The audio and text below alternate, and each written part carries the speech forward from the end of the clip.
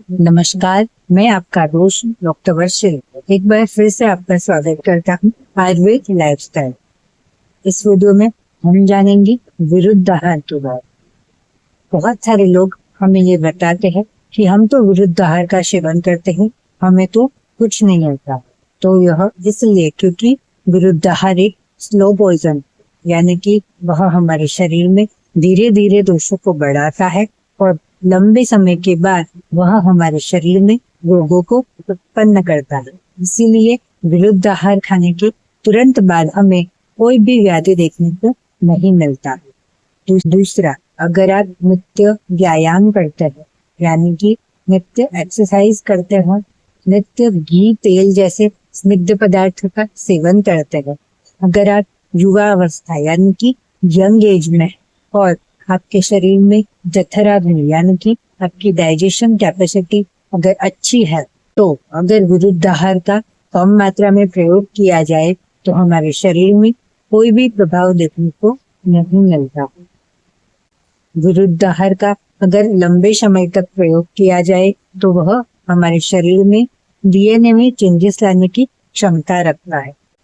अगर हम विरुद्ध आहार का लंबे समय तक सेवन करेंगे तो आने वाली जनरेशन में भी हमें इसका प्रभाव देखने को मिल सकता है। इसलिए विरुद्ध आहार का सावधानी पूर्वक प्रयोग करना बहुत जरूरी है।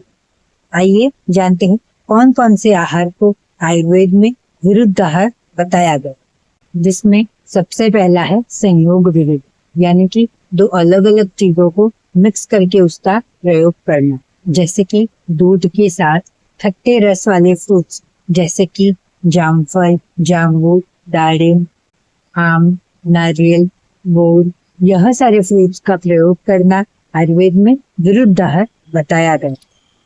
अगर इसको ध्यान में रखें तो फ्रूट सलाद भी एक टाइप से विरुद्ध आहार का ही एग्जाम्पल है। दूसरा, दूध के साथ हरे पत्ते वाली सब्जियों का प्रयोग करना भी विरुद्ध आहार कहलाता है। तीसरा, दूध के साथ सिंबी वर्ग के धान्य जैसे कि कुल्थी, आयुर्वेद में कुलथ कहते हैं, मोठ, यह सारी चीजों का प्रयोग भी आयुर्वेद में विरुद्ध आहार बताया गया। चौथा, दूध के साथ मूली, लहसुन, तुलसी, इसका प्रयोग भी विरुद्ध आहार होता है। इसीलिए अगर आप चाय के साथ या फिर दूध के साथ तुलसी का प्रयोग करते हैं तो वह भी एक विरुद्ध आहार का एग्जाम्पल। दूसरा है वीर्य विरुद्ध, यानी कि शीत और उष्ण वीर्य वाले आहार को एक साथ मिलाकर खाना, जैसे कि पिज्जा और बर्गर के साथ कोल्ड ड्रिंक्स का प्रयोग, यह भी एक टाइप से विरुद्ध आहार होता है। इसीलिए इसका प्रयोग नहीं करना चाहिए।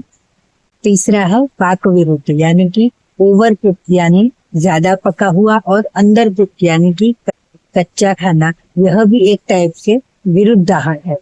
इसीलिए हमें खाना बनाते वक्त ध्यान रखना चाहिए कि खाना ओवर कुक या अंडर कुक ना रह जाए। चौथा है देश विरुद्ध, यानी कि हम जिस एनवायरमेंट में रहते हैं, हम जिस एरिया में रहते हैं, अगर वह एरिया उष्ण यानी कि गर्म प्रदेश है तो वह प्रदेश में गर्म प्रकृति वाली चीजों का प्रयोग नहीं करना चाहिए, जैसे कि सरसों का तेल, दही, ज्यादा मसालेदार चीजें, यह सारी उष्ण वीर्य वाली होती है। इसीलिए अगर हम उष्ण प्रदेश में रहते हैं तो ज्यादा गर्म चीजों का प्रयोग नहीं करना चाहिए। अब इससे विपरीत अगर हम ठंडे प्रदेश में रहते हैं तो ज्यादा ठंडे वीर्य वाली चीजों का प्रयोग नहीं करना चाहिए।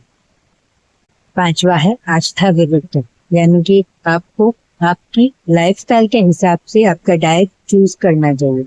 जैसे कि अगर आपकी लाइफस्टाइल में ज्यादा परिश्रम, हार्ड वर्क, नित्य व्यायाम, यह सारी चीजें हैं तो आपको वात प्रकोप ना करे ऐसी चीजों का प्रयोग करना चाहिए, जैसे कि घी, तेल, दूध जैसी स्निग्ध वीर्य वाली चीजों का डाइट में इस्तेमाल करना चाहिए। अगर आप इसका प्रयोग नहीं करते हैं और इससे विपरीत रुक्ष आहार विहार का प्रयोग करेंगे तो यह भी आपके लिए विरुद्ध आहार कहलाता है। अगर आपकी लाइफस्टाइल में आपको ज्यादातर बैठकर काम करना होता है, आप नित्य व्यायाम नहीं करते, आपको ज्यादा फिजिकल एक्सरसाइज नहीं होती और आपको मेंटल स्ट्रेस नहीं होता है। यह स्थिति में आपको ज्यादा गुरुस यानी कि पचने में भारी, स्निग्ध यानी कि ज्यादा स्नेह वाला आहार नहीं लेना चाहिए, क्योंकि यह आपके लिए विरुद्धाहार कहलाता है।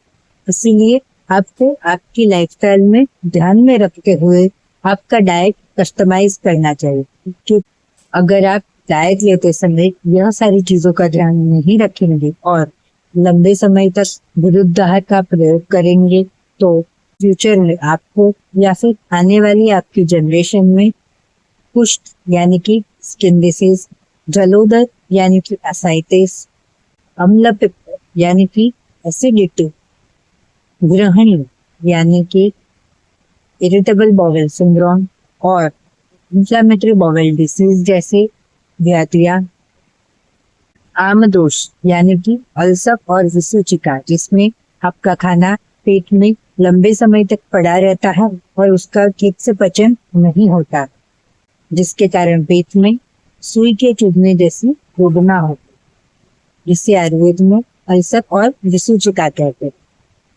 इसके अलावा संतान दोष और नपुंसकता यानी कि आपको गर्भ धारण करने में मुश्किल होना यानी कि इनफर्टिलिटी और गर्भ धारण होने के बाद कुछ ही समय में गर्भ का गिर जाना यानी कि अबॉर्शन और मिसकैरेज जैसी समस्या भी देखने को मिल सकती है। और फ्यूचर में आने वाली जनरेशन में भी आपको होने वाले व्याधियां ट्रांसमिट हो सकते हैं।